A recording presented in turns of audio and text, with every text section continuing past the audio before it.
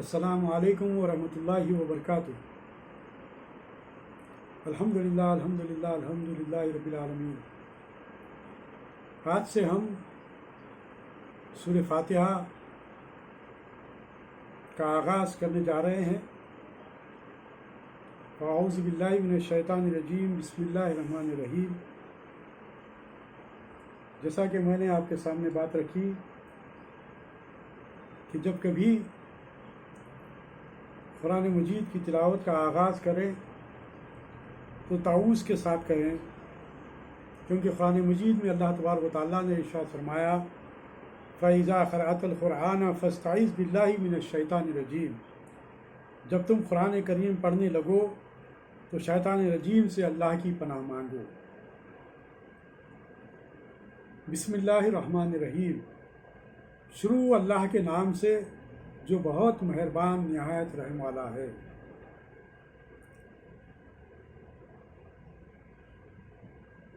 سورہ فاتحہ قرآن مجید کی سب سے پہلی سورت ہے، اور میں اس بات کو بھی بتاتا چلوں کہ قرآن مجید کی جو آیات سورہ فاتحہ سے پہلے سرکار دو عالم صلی اللہ علیہ وسلم کے قلب اطہر پر نازل ہوا کرتی تھی، وہ آیات کی شکل میں تھی، لیکن سب سے پہلی جو سورت مکمل طور پر نازل ہوئی وہ سورہ فاتحہ تھی۔ سورہ فاتحہ کی بڑی فضیلتیں آئی ہیں۔ فاتحہ کے معنی آغاز اور ابتدا کے ہیں، اس لیے اسے الفاتحہ یا فاتحۃ الکتاب کہا جاتا ہے۔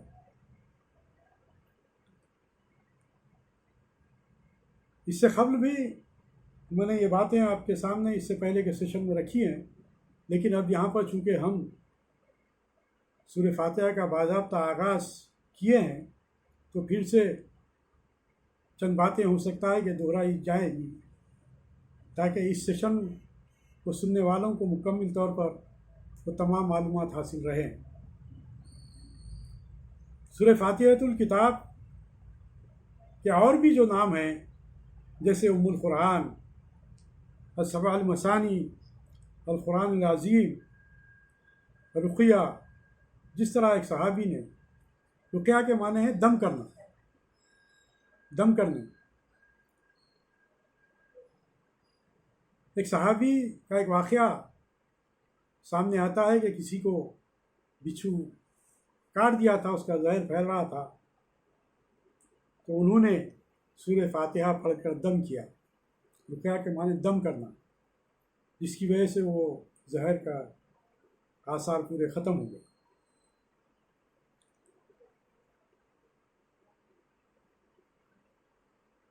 اس کا ایک اہم نام الصلاۃ بھی ہے، جیسا کہ ایک حدیث قدسی میں ہے کہ اللہ تعالیٰ نے فرمایا قسمت الصلاۃ بینی و بین عبدی، میں نے صلاۃ یعنی کہ نماز کو اپنے اور اپنے بندے کے درمیان تقسیم کر دیا۔ یہ تقسیم کی بات بھی جو ہے وہ انشاءاللہ آگے میں آپ کے سامنے رکھوں گا۔ مراد سورہ فاتحہ ہے، جس کا نصف حصہ اللہ تعالیٰ کی حمد و ثنا اور اس کی رحمت و ربوبیت اور عدل و بادشاہت کے بیان میں ہے۔ یعنی یہ پہلا حصہ جو ہے، یعنی کہ بسم اللہ الرحمن الرحیم، الحمدللہ رب العالمین، الرحمن الرحیم، مالک یوم الدین، یہ پہلا حصہ قرآن مجید کا، اور اس کا نصف حصہ جو ہے وہ دعاؤں پر مشتمل ہے، دعا پر مشتمل ہے۔ جیسا کہ اوپر بیان کیا گیا کہ اللہ تبارک و تعالیٰ نے ارشاد فرمایا کہ میں نے صلاۃ یعنی نماز کو اپنے اور اپنے بندے کے درمیان تقسیم کر دیا ہے۔ تو پہلا حصہ اللہ تبارک و تعالیٰ کی حمد و ثنا اور اس کی رحمت اور ربوبیت اور عدل و بادشاہت کا بیان میں ہے، اور نصف حصے میں دعا و مناجات ہے جو بندہ اللہ تبارک و تعالیٰ کی بارگاہ میں کرتا ہے۔ اس حدیث میں سورہ فاتحہ کو نماز سے تعبیر کیا گیا ہے، جس سے یہ صاف معلوم ہوتا ہے کہ نماز میں اس کا پڑھنا بہت ضروری ہے۔ چنانچہ آقائے دو جہاں نبی کریم صلی اللہ علیہ وسلم کے ارشادات میں اس کی خوب وضاحت کر دی گئی ہے۔ فرمایا گیا ہے لا صلاۃ لمن لم یقرأ بفاتحۃ الکتاب، کہ اس شخص کی کوئی نماز نہیں جس نے سورہ فاتحہ نہیں پڑھی۔ حدیث میں من کا لفظ عام ہے جو ہر نمازی کو شامل ہے، منفرد ہو یا امام کے پیچھے مقتدی، سری نماز ہو یا جہری، فرض نماز ہو یا نفل، ہر نمازی کے لیے سورہ فاتحہ پڑھنا لازم ہے۔ اس عموم کی مزید تائید اس حدیث سے ہوتی ہے جس میں آتا ہے کہ ایک مرتبہ نماز فجر میں بعض صحابہ کرام رضوان اللہ علیہم اجمعین بھی نبی کریم صلی اللہ علیہ وسلم کے ساتھ قرآن کریم پڑھتے رہے، جس کی وجہ سے آپ صلی اللہ علیہ وسلم پر خرق بوجھل ہو گئی۔ نماز ختم ہونے کے بعد جب آپ صلی اللہ علیہ وسلم نے پوچھا کہ تم بھی ساتھ پڑھتے رہے ہو؟ انہوں نے اس بات میں جواب دیا کہ ہاں۔ تو نبی صلی اللہ علیہ وسلم نے فرمایا لا تفعلوا الا بأم القرآن فإنه لا صلاة لمن لم بقرأ بها، تم ایسا مت کیا کرو، مت پڑھو، البتہ سورہ فاتحہ ضرور پڑھا کرو، کیونکہ اس کے پڑھے بغیر نماز نہیں ہوتی۔ یعنی کہ اس سے یہ بات سامنے آتی ہے کہ سرکار دو عالم صلی اللہ علیہ وسلم، اس کا مفہوم جو سمجھ میں آ رہا ہے وہ یہ کہ سرکار دو عالم صلی اللہ علیہ وسلم جہری نماز پڑھ رہے تھے اور رک رک کر آہستہ آہستہ جیسا کہ حکم ہے ویسا پڑھ رہے تھے، تو پیچھے جو صحابہ کرام تھے وہ بھی سرکار علیہ وسلم کے ساتھ ساتھ پڑھ رہے تھے۔ تو سرکار دو علیہ وسلم نے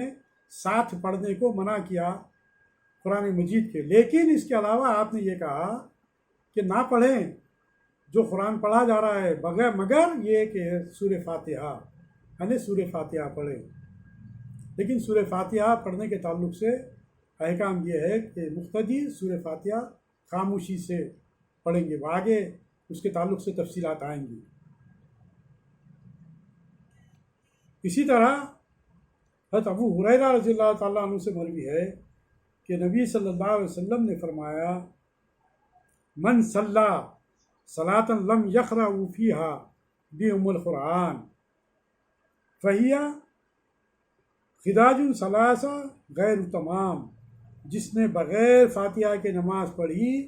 وہ ناقص ہے، مکمل نہیں، 3 مرتبہ نبی صلی اللہ علیہ وسلم نے فرمایا۔ ابو ہریرہ رضی اللہ تعالیٰ عنہ سے عرض کیا گیا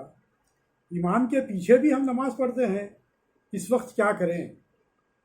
حضرت ابو ہریرہ رضی اللہ تعالیٰ عنہ نے فرمایا امام کے پیچھے تم سورہ فاتحہ اپنے جی میں پڑھو، یعنی کہ دل میں پڑھو، خاموشی سے پڑھ لیا کرو۔ مذکورہ دونوں حدیثوں سے واضح ہوا کہ قرآن مجید میں جو آتا ہے کہ وَإِذَا قُرِئَ الْقُرْآنُ فَاسْتَمِعُوا لَهُ وَأَنصِتُوا لَعَلَّكُمْ تُرْحَمُونَ، جب قرآن پڑھا جائے تو توجہ سے سنو اور خاموش رہو۔ یا یہ حدیث کہ جب امام قرأت کرے تو خاموش رہو کا مطلب یہ ہے کہ جہری نمازوں میں مقتدی سورہ فاتحہ کے علاوہ باقی قرأت خاموشی سے سنیں، امام کے ساتھ قرآن نہ پڑھیں، یا امام سورہ فاتحہ کی آیات وقفوں کے ساتھ پڑھے جو مسنون بھی ہے، اور مقتدی ان وقفوں میں سورہ فاتحہ پڑھے، یا مقتدی سورہ فاتحہ امام کی اس خاموشی یعنی کہ سکتے کے موقع پر پڑھے۔ سورہ فاتحہ مکی صورت ہے۔ مکی یا مدنی کا مطلب میں نے کل بھی آپ کے سامنے رکھا تھا کہ وہ صورتیں جو ہجرت نبوت سے قبل نازل ہوئی وہ مکی صورتیں قرار دی جاتی ہیں، اور جو نبوت کے بعد نازل ہوئی ہوں وہ مدنی صورتیں قرار دی جاتی ہیں، خواہ وہ مدینہ یا اس کے اطراف میں نازل ہوئی ہوں۔ بسم اللہ کی بابت یعنی بسم اللہ الرحمن الرحیم سے متعلق یہاں پر بیان کیا جا رہا ہے کہ بسم اللہ کی بابت اختلاف بسم اللہ الرحمن الرحیم کی بابت سورہ فاتحہ میں شامل ہے یا نہیں ہے، اس سے متعلق کچھ فقہی کچھ اختلافات ہیں ائمہ کرام میں۔ میں چاہتا ہوں کہ بسم اللہ الرحمن الرحیم سے متعلق جو باتیں یہاں پر کہی گئی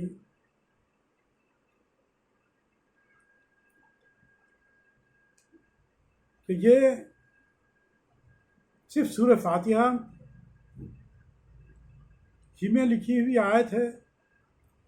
یا یہ کسی بھی سورت کی مستقل آیت نہیں ہے، اسے صرف دوسری سورت سے ممتاز کرنے کے لیے ہر سورت کے آغاز میں لکھا گیا ہے۔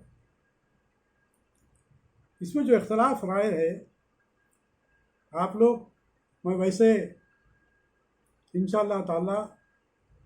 عقائدی اور اختلافی مسائل کو جہاں تک ہو سکے میں رد کرتے ہوئے اپنے درس کو جاری رکھوں گا، لیکن چند اہم ضروری باتیں ہیں اور اس کے اندر جو پنہا ہیں وہ باتیں آپ لوگوں کو بھی جاننا ضروری ہے، اس لیے میں یہ تفصیل آپ کے سامنے رکھ رہا ہوں۔ اور اس بات کے ساتھ میں آپ کے سامنے یہ بات رکھنا چاہتا ہوں کہ آپ جس مسلک پر قائم ہیں اور آپ جس مسلک کو ماننے والے ہیں اس مسلک کے امام کے تحت ان کی بتلائی ہوئی ان کی روشنی کے تحت آپ تلاوت کلام پاک ہو یا دیگر فقہی جو مسائل ہیں ان کو آپ اس کے دائرۂ کار میں تلاش کریں اور ان سے جو کچھ بھی حاصل ہو آپ اس پر عمل پیرا ہو جائیں، اس لیے کہ چاروں ائمہ کرام حق ہے اس بات کا، تمام علماء کرام نے متفقہ طور پر فیصلہ کیا ہے کہ امام اعظم ابو حنیفہ رحمۃ اللہ علیہ ہو یا امام مالک رحمۃ اللہ علیہ ہو یا امام شافعی رحمۃ اللہ علیہ ہو یا امام احمد بن حنبل رحمۃ اللہ علیہ ہو، یہ چاروں ائمہ حق پر ہیں۔ تو آپ جس امام کے پیرو ہیں آپ اس امام کے تحت اپنی زندگی کو ان کے بتلائے ہوئے راستے پر چلے، انشاءاللہ تعالی کامیاب رہیں گے۔ یہاں پر بسم اللہ کی بابت جو اختلاف ہے اس کو میں آپ کے سامنے اس لیے رکھ رہا ہوں اس بات کے ساتھ کہ آپ جو بہتر سمجھتے ہیں، جو آپ کے ائمہ کرام نے جس بات کی طرف توجہ دلائی ہے آپ اس کی پیروی کیجئے، آپ انشاءاللہ کامیاب رہیں گے۔ بسم اللہ کی بابت اختلاف ہے کہ آیا یہ ہر سورت کی مستقل آیت ہے یا ہر سورت کی آیت کا حصہ ہے، یا صرف سورہ فاتحہ کی ایک آیت ہے، یا یہ کسی بھی سورت کی مستقل آیت نہیں ہے، اسے صرف دوسری سورت سے ممتاز کرنے کے لیے ہر سورت کے آغاز میں لکھا جاتا ہے۔ قرائے مکہ و کوفہ نے اسے سورہ فاتحہ سمیت ہر سورت کی آیت قرار دیا ہے، جبکہ قرائے مدینہ، بصرہ و شام نے اسے کسی بھی صورت کی آیت تسلیم نہیں کیا ہے سوائے سورہ نمل کی آیت 30 کے کہ اس میں بالاتفاق بسم اللہ الرحمن الرحیم کا نزول ہوا ہے جو اس کا جز ہے۔ محقق عصر شیخ احمد شاکر مصری رحمۃ اللہ علیہ نے اپنا خلاصہ تحقیق میں اس طرح بیان فرمایا ہے کہ قرآن میں جہاں بھی بسم اللہ الرحمن لکھی ہوئی ہے وہاں قرآنی آیت ہے، البتہ اس صورت کی آیت ہونا جس کے شروع میں وہ تحریر ہے یا اس کا مستقل آیت ہونا محل نظر و بحث ہے۔ میرے نزدیک راجح بات یہ ہے کہ سورہ توبہ کے علاوہ یہ ہر سورت کی آیت ہے، اس لیے ہر شخص کے لیے ضروری ہے کہ وہ ہر سورت کے پڑھنے سے پہلے بسم اللہ الرحمن الرحیم جو لکھی ہوئی ہے اسے ضرور پڑھیں، سوائے سورہ توبہ کے، چاہے اسی سورت سے تلاوت کا آغاز کرے یا دوران تلاوت میں کوئی سورت آ جائے۔ اسی طرح جہری نمازوں میں اس کے اونچی آواز آ جائے اس کے اونچی آواز سے پڑھنے میں بھی اختلاف ہے،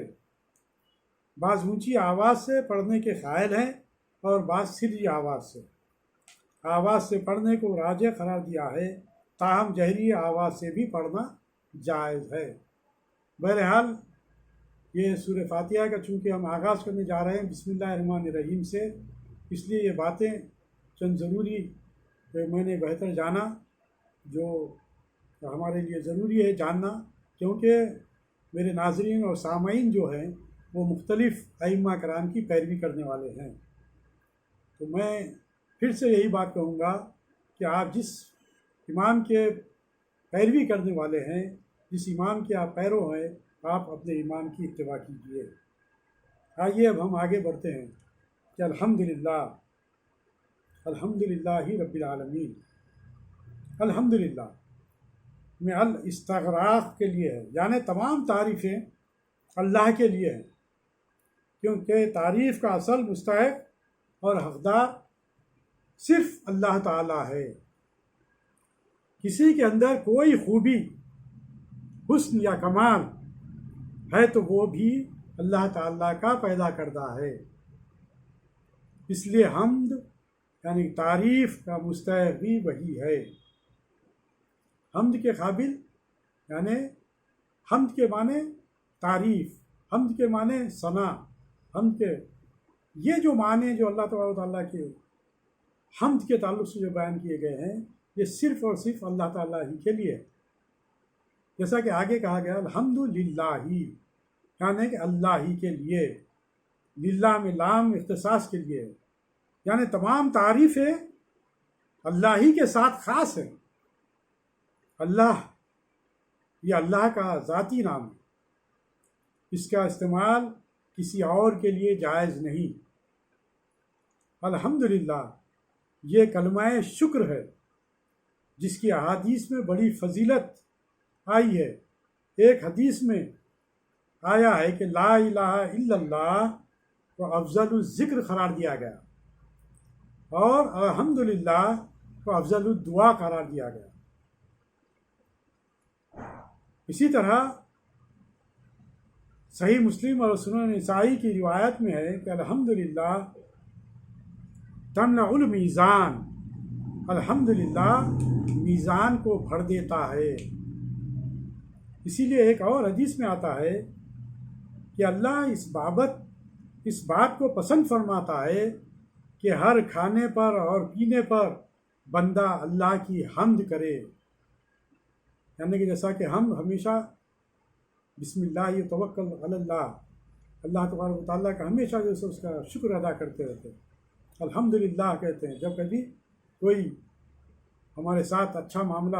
پیش آ جاتا ہے تو ہم اس کو الحمدللہ کہتے ہیں، وہ اللہ کی طرف جوڑ دیتے ہیں، اللہ کے ہم شکر بجا لاتے ہیں، اور اللہ تبارک و تعالیٰ ایسے ہی بندوں کو پسند کرتا ہے جو بندے شکر گزار ہوتے ہیں۔ اور یہاں پر الحمدللہ اب آ رہی بات رب العالمین، رب یعنی کہ رب کے معنی اللہ تبارک و تعالیٰ کا وہ اسماء حسنہ میں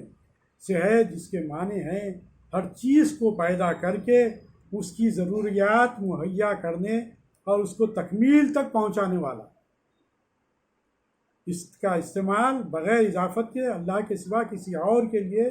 جائز نہیں ہے۔ رب کے بہت معنی ہیں، بہت سی تفصیلات ہیں، جیسا کہ یہاں پر یہ بات کہی گئی کہ رب پیدا کرنے والا نہ صرف پیدا کرنے والا ہے بلکہ جو پیدا کرتا ہے اس کو، جو پیدا ہوئی جو چیزیں ہیں، جو تمام، چاہے انسان ہو، چاہے وہ حشرات ہو، چاہے وہ جانور ہو، چاہے کوئی بھی چیز جو اللہ تبارک و تعالیٰ نے پیدا کی ہے، تو اسے زندگی گزارنے کے وہ تمام چیزیں بھی اللہ تبارک و تعالیٰ فراہم کرتا ہے۔ آپ کو بات سمجھ میں آنے کے لیے میں یہ بات کہوں گا کہ اللہ تبارک و تعالیٰ ماں کے پیٹ میں بچے کو بناتا ہے، ماں کے پیٹ میں بچے کو بناتا ہے، اسے اس کے مقررہ وقت تک اس کی نشو و نما جو کرتا ہے وہ کون کرتا ہے؟ اس کی غذائیت ماں کے پیٹ میں کون پہنچاتا ہے؟ وہ وہی رب ہے، وہ وہی رب ہے، وہی اللہ ہے جو بچے کو ماں کے پیٹ میں غذائیت پہنچاتا ہے۔ اور پھر جب بچہ پیدا ہوتا ہے تو ہم دیکھتے ہیں کہ ماں کے پستان کی طرف بچے کی توجہ بڑھتی ہے جب اسے بھوک لگتی ہے، تو یہ دودھ کی طرف اس کے جو توجہ جو پیدا ہوتی ہے، یہ جو ذہن جو پیدا کیا اس بچے میں، معصوم بچے میں جو ابھی پیدا ہوا، یہ کس نے پیدا کیا؟ وہ وہی رب ہے جس نے اس بچے میں وہ خصوصیات پیدا کی کہ وہ ماں کی پستان کی طرف اس کا منہ جاتا ہے اور وہ اپنے منہ سے پستان سے دودھ کو کھینچتا ہے۔ یہ طاقت کس نے عطا کی؟ یہ وہی رب ہے، یہ وہی رب ہے جو اللہ تبارک و تعالیٰ جسے ہم کہتے ہیں، جو انسان کو جب پیدا کرتا ہے یا کسی جانور کو پیدا کرتا ہے یا کسی بھی چیز کو جو پیدا کرتا ہے تو اس کو اس کے مقررہ وقت تک زندہ رہنے کے لیے تمام چیزوں کی وہ فراہمی بھی کرتا ہے، وہ تمام چیزوں کو فراہم کرتا ہے۔ بچہ جیسے جیسے بڑھنے لگتا ہے، آپ کو بات سمجھ میں آنے کے لیے کہ رب کسے کہتے ہیں، اللہ ہمارا رب ہے، وہ کیسا رحمان و رحیم ہے، اس بات کو سمجھنے کے لیے میں آپ کے سامنے یہ باتیں رکھ رہا ہوں کہ بچہ جیسا جیسا بڑا ہوتا ہے، ہماری گود میں جیسے جیسے بڑا ہوتا ہے، تو آپ دیکھیے کہ اس کی غذائیت میں تبدیلی آتی جاتی ہے، اس کی غذائیت میں تبدیلی آتی جاتی ہے، وہ دودھ اوپر کا دودھ پینے لگتا ہے، پھر دودھ میں دیگر جو ہے سو غذائیت اس میں شامل کی جاتی ہے، اس طریقے سے وہ نشو و نما پاتا ہے، اس طرح وہ آہستہ آہستہ بڑا ہوتا ہے، اس طرح وہ اس بچپن سے لے کر جوانی تک پہنچتا ہے، جوانی میں اسے طاقت اور قوت حاصل ہوتی ہے۔ یہ تمام چیزیں کس نے فراہم کی؟ یہ تمام چیزیں کس نے فراہم کی؟ اللہ تبارک و تعالیٰ نے فراہم کی کہ اسے دیکھنے کے لیے بصارت عطا کی، سماعت کے لیے اس نے کان عطا کیے، اور پھر سونگنے کے لیے اسے ناک عطا کی، چکھنے کے لیے زبان عطا کی، حواس خمسہ، یہ جتنے بھی ہیں یہ تمام چیزیں کس نے عطا کی؟ یہ وہی رب العالمین ہے۔ ہمارا رب وہ ہے جس نے ہمیں ہر چیز عطا کیا ہے، ہر چیز ہمیں عطا کرنے والا، دینے والا وہ وہی رب ہے، وہی رب ہے، اس سے ہٹ کر اور کوئی نہیں ہے جو ہمیں کچھ دے سکتا ہے۔ اس بات کو ہم پیش نظر رکھیں کہ ہم اس رب کی عبادت کرنے والے ہیں، وہ رب العالمین ہے جو تمام عالموں کا رب ہے، تمام عالموں کا پیدا کرنے والا ہے۔ تمام عالم، جتنے بھی عالم جو آج ہمیں نظر آ رہے ہیں دنیاوی اعتبار سے، جو زمینی جو عالم ہمیں نظر آ رہے ہیں، یا آسمان پر جو کچھ عالم جو نظر آ رہے ہیں، جو ستارے ہیں، چاند ہے، شمس و قمر ہے، یہ تمام جو چیزیں ہمیں نظر آ رہی ہے، ہماری نظر محدود ہے۔ اور پھر سمندر کی طرف ہماری نظر جاتی ہے، سمندر میں جتنے بھی اللہ تبارک و تعالیٰ نے جتنے بھی چیزیں جو پیدا کی ہے، وہ تمام چیزوں کی طرف جو ہماری نظر جاتی ہے، محدود نظر، وہ عالم ہے۔ اور اس سے ہٹ کر پوشیدہ کئی عالم جو ہماری نظر میں ابھی نہیں آئے، ان تمام عالموں کا رب وہ اللہ ہے، وہ ہمارا رب ہے، وہ ایسا اللہ ہے جو ہمیں ساری زندگی ہماری کامیابی کے ساتھ گزرنے کے لیے وہ تمام چیزیں ہمیں عطا کرتا ہے، حتیٰ یہ کہ اس نے ہمیں عقل عطا کی، ہمیں سمجھ بوجھ عطا کی، ہمیں سوچنے اور سمجھنے کی صلاحیت عطا کی۔ وہ ہمارا رب ہے، وہ ہمارا اللہ ہے، وہ ہمارا رب ہے، وہ ہمارا اللہ ہے کہ اللہ تبارک و تعالیٰ نے ہمیں سوچنے اور سمجھنے کی صلاحیت عطا کی، وہ عقل اس نے عطا کی۔ آپ تھوڑا سا اگر غور کریں تو بات سمجھ میں آئے گی کہ اللہ تبارک و تعالیٰ کی کن کن نعمتوں کا ہم انکار کریں گے، کن کن نعمتوں سے ہم اپنے منہ کو پھیر لیں گے۔ ایک ایک قدم پر اللہ تبارک و تعالیٰ کی نعمتیں ہمیں حاصل ہیں۔ ایک قدم ہم اٹھا کر دوسرا قدم ہم جو اٹھا رہے ہیں، یہ بھی اسی رب تعالیٰ کا کرم ہے جو ہم دوسرا قدم اٹھا سک رہے ہیں، ورنہ ایک قدم اٹھانے کے بعد کئی ایسے مفلوج لوگ آپ کو نظر آئیں گے جو دوسرا قدم نہیں اٹھا سکتے۔ کئی ایسے مفلوج لوگ آپ کو نظر آئیں گے جو ایک ہاتھ تو اٹھا سکتے ہیں لیکن دوسرا ہاتھ اپنا نہیں اٹھا سکتے۔ اور پھر کئی ایسے لوگ نظر آئیں گے جن کا دماغی توازن اللہ تبارک و تعالیٰ نے ہلا دیا۔ تو آپ دیکھیے کہ جو جس شان سے پھرا کرتے تھے، بہترین لباس میں پھرا کرتے تھے، اگر ان کا دماغی توازن اگر اللہ تبارک و تعالیٰ نے بگاڑ دیا تو آپ دیکھیں گے کہ وہ بلا سطر کے جو ہے سو بلا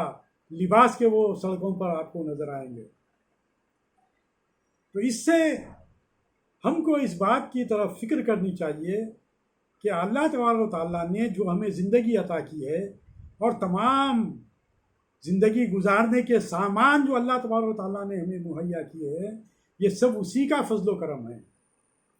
اسی کے فضل و کرم سے ہمیں رزق حاصل ہو رہا ہے، اسی کے فضل و کرم سے ہمیں طاقت حاصل ہوئی، اسی کے فضل و کرم سے ہمیں علم حاصل ہوا، اسی کے علم و فضل سے ہم جو ہے سو تجارت کرتے ہیں، اسی کے فضل و کرم سے ہم ملازمت کرتے ہیں، اسی کے فضل و کرم سے ہم دنیاوی زندگی کو سامان کو حاصل کرنے کے لیے جد و جہد کرتے ہیں۔ یہ جد و جہد جو ہم کرتے ہیں یہ صرف اور صرف اسی کے فضل و کرم سے، اسی کے رحمان ہونے کی حیثیت سے، اسی کے رحیم ہونے کی حیثیت سے۔ یہاں پر ایک بات آپ کے سامنے رکھنا چاہوں گا کہ رحمان کی جو صفت ہے وہ ایک خاص صفت اللہ تبارک و تعالیٰ کی رہی ہے۔ وہ صفت تمام بندوں پر ہے، تمام لوگوں پر ہے، ہر ایک پر اللہ تبارک و تعالیٰ فضل و کرم کرتا ہے، چاہے وہ مشرک ہو، چاہے وہ یہود ہو، چاہے وہ نصرانی ہو، چاہے وہ خدا کو ماننے والے ہو، چاہے وہ خدا کو نہ ماننے والے ہوں، سبھی کو جو ہے سو اللہ تبارک و تعالیٰ وہ تمام چیزیں فراہم کرتا ہے جو ایک مسلمان کو بھی فراہم کرتا ہے۔ لیکن وہ رحیم کی جو صفت ہے، رحیمیت کی جو صفت ہے، وہ اللہ تبارک و تعالیٰ قیامت کے دن صرف اور صرف مسلمانوں کے لیے جو وہ استعمال کرے گا۔ تو میں یہ عرض کر رہا تھا کہ اللہ تبارک و تعالیٰ ہمارا رب ہے، ہم اس کے سامنے اپنے آپ کو جھکاتے ہیں، ہم اپنے آپ کو جھکاتے ہیں، اپنے آپ کو جو ہے سو جو ہم عبادت کرتے ہیں اسی کی عبادت کرتے ہیں، جو ہم جو کہنے جا رہے ہیں کہ رب العالمین کے بعد ہم اللہ تبارک و تعالیٰ کے ہم ارشاد فرمائے الحمدللہ رب العالمین الرحمن الرحیم مالک یوم الدین، یعنی کہ روز جزا کا مالک، روز جزا کا مالک، روز جزا کا مالک سے مراد قیامت کے دن کا مالک، قیامت کے دن کے مالک سے مراد کیا آج کے دن کا وہ مالک نہیں ہے؟ آج کے بھی دن کا وہ مالک ہے، پوری طریقے سے مالک ہے، وہ کن فیکون کا مالک ہے، وہ جب چاہے جو چاہے وہ کہتا ہے اور جب چاہے وہ کرتا ہے۔ تمام چیزیں کائنات کی ہر چیز اس کے ہاتھ میں ہے، وہ کن فیکون کا مالک ہے، وہ رب العالمین ہے، وہ آج کے بھی دن کا مالک ہے، لیکن خصوصیت کے ساتھ یہ بات بتائی گئی مالک یوم الدین، یعنی کہ یوم جزا کا مالک، روز جزا کا مالک، یعنی کہ قیامت کے دن کا مالک اس دن، اور کسی کی کوئی بات نہیں چلے گی۔ جیسا کہ آج اللہ تبارک و تعالیٰ نے ہمیں کچھ اختیارات دیے ہیں، ہم چل پھر سکتے ہیں، اٹھ بیٹھ سکتے ہیں، اچھے اور برے کی تمیز رکھتے ہیں، ہم سمجھتے ہیں کیا صحیح ہے کیا غلط ہے، یہ تمام چیزیں اللہ تبارک و تعالیٰ نے ہمیں عطا کی ہیں، اس کے تحت ہم اپنی زندگی گزار رہے ہیں۔ لیکن قیامت کے دن وہ معاملہ ایسا ہوگا کہ وہاں پر کسی کی کچھ نہیں چلے گی، ہماری مرضی بالکل ختم ہو جائے گی، وہاں پر نہ ہم کچھ بول سکیں گے، نہ ہم کچھ کہہ سکیں گے، کوئی چیز ہم نہیں کر سکیں گے، ہماری زبانوں پر تالے لگا دیے جائیں گے۔ وہاں پر اللہ تبارک و تعالیٰ جس سے جو بات پوچھنا چاہے گا، جس طریقے سے پوچھنا چاہے گا، ہمارے اعضاء اس کا جواب دینے لگیں گے کہ ہم دنیا میں ہم کیا کرتے رہے، اعضاء ہمارے جواب دینے لگیں گے۔ قیامت کا وہ دن ہے جس دن اللہ تبارک و تعالیٰ حساب کتاب لے گا، جس دن حساب کتاب لے گا، اس دن کا وہ مالک ہے۔ اس دن کی فکر ہم کریں، اس دن کا خیال ہم رکھیں ہمیشہ کہ وہ دن ایسا ہوگا کہ فَمَن يَعْمَلْ مِثْقَالَ ذَرَّةٍ خَيْرًا يَرَهُ وَمَن يَعْمَلْ مِثْقَالَ ذَرَّةٍ شَرًّا يَرَهُ، کہ اس دن ذرہ برابر بھی اگر آپ نے دنیا میں، آپ اپنی زندگی میں اگر خیر کا کام کیے ہیں تو وہ اس کا صلہ آپ کو ملے گا، اور ذرہ برابر بھی آپ نے شر کا کام اپنی زندگی میں کیا ہے تو پھر سمجھیے کہ اس کی سزا آپ کو ملے گی، اس کی سزا آپ کو ملے گی، کیونکہ وہ اس دن اللہ تبارک و تعالیٰ عدل کرنے والا ہے، اس دن اللہ تبارک و تعالیٰ فیصلہ کرنے والا ہے۔ تو یہ ہم اس بات کو مانتے ہیں، ہمارا ایمان بالغیب یہ ہے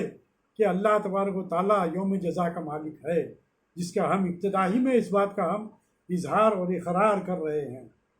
کہ مالک یوم الدین، اللہ تبارک و تعالیٰ روز جزا کا مالک ہے،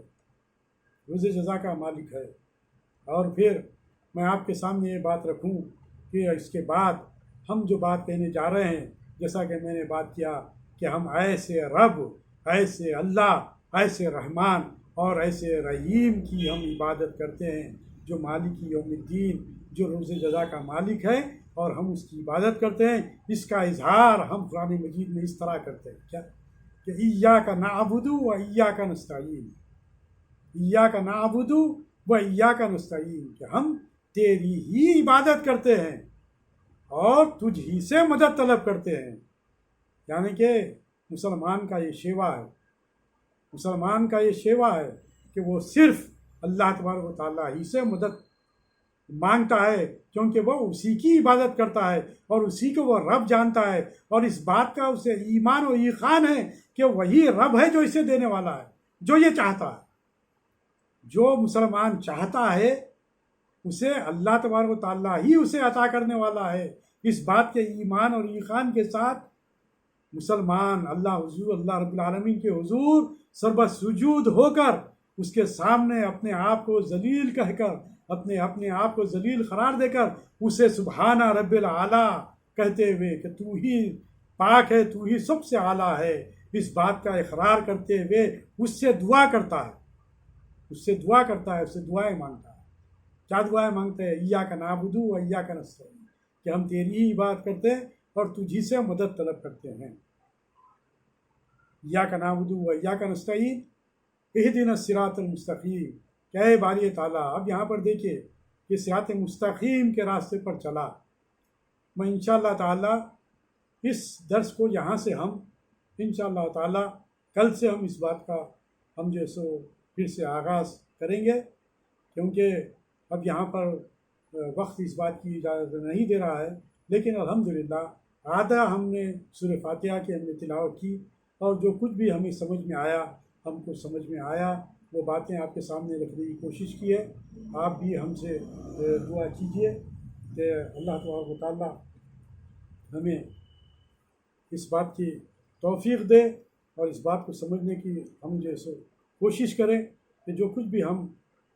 پڑھ رہے ہیں، جو کچھ بھی ہم کہہ رہے ہیں، جو کچھ بھی سن رہے ہیں، اس پر اللہ تبارک و تعالیٰ عمل کرنے کی توفیق عطا فرمائے، اور آپ تمام لوگ بھی اپنے لیے اور میرے لیے بالخصوص دعا فرمائیے کہ درس قرآن کا سلسلہ اچھے انداز سے شریعت کی روشنی میں اللہ اس کے رسول صلی اللہ علیہ وسلم کا احکام کے تحت چلتے رہے۔ ربنا آتنا فی الدنیا حسنۃ وفی الآخرۃ حسنۃ وقنا عذاب النار، ربنا اغفر لی وتب علی انک انت التواب الغفور۔ اے باری تعالیٰ، تو ہمیں معاف فرما اور ہماری توبہ قبول فرما، بے شک تو بہت توبہ قبول کرنے والا ہے اور انتہائی معاف کرنے والا ہے۔ اے رب العالمین، اے ارحم الراحمین، اے رب العالمین، اے ارحم الراحمین، ہمارے قلوب کو اور ہمارے ذہنوں کو کھول دے تاکہ ہم جس راہ کی طرف اپنے قدموں کو آگے بڑھائیں، ہم یہ چاہتے ہیں کہ ہم جو کچھ بھی علم تو نے ہمیں عطا کیا ہے اس کے ذریعے ہم کچھ نہ کچھ استفادہ کریں، فائدہ حاصل کریں، اور ہماری دنیا اور آخرت کامیاب ہو جائے، اور سب سے بڑی چیز یہ کہ تو ہم سے راضی ہو جائے، اور پھر حبیب کریم صلی اللہ علیہ وسلم ہم سے راضی ہو جائے، اس طرح ہماری دنیا اور آخرت کامیاب ہو جائے۔ ربنا آتنا فی الدنیا حسنۃ وفی الآخرۃ حسنۃ وقنا عذاب النار، ربنا اغفر لی ولوالدی